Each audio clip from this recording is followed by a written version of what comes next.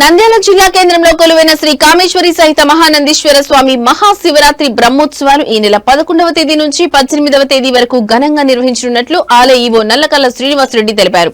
సుదూర ప్రాంతాల నుంచి పెద్ద సంఖ్యలో తరలివచ్చే భక్తులకు ఎలాంటి అసౌకర్యం కలగకుండా అన్ని ఏర్పాట్లు పూర్తి చేసినట్లు ఈవో తెలిపారు. దర్శన సౌకర్యాలు, మెడికల్ క్యాంపులు, తాగునీటి సదుపాయాలు కల్పించడంతో పాటు అన్ని ప్రభుత్వ శాఖల సమన్వయంతో మహాశివరాత్రి బ్రహ్మోత్సవాలు నిర్వహిస్తున్నట్లు ఆయన పేర్కొన్నారు. ఈ సమావేశంలో ఏఈఓ మధు, ఆలయ ప్రధాన అర్చకులు రవిశంకర్ అవధాని తదితరులు పాల్గొన్నారు. ఓం మహానందీశ్వరాయ.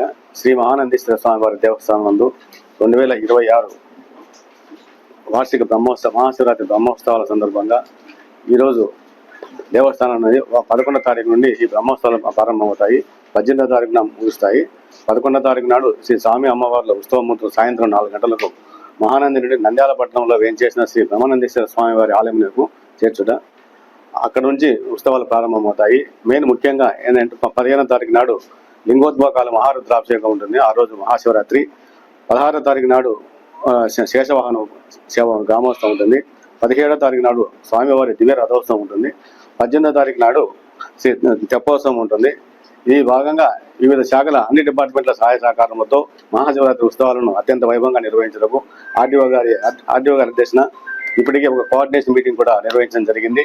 అన్ని శాఖల అధికారులను కూడా చర్చించి ఎవరెవరు ఏ డిపార్ట్మెంట్ వారు ఏవి చేయాలని చెప్పిన అవి కూడా ఆర్డీఓ గారు క్షుణ్ణంగా చెప్పి ఉన్నారు.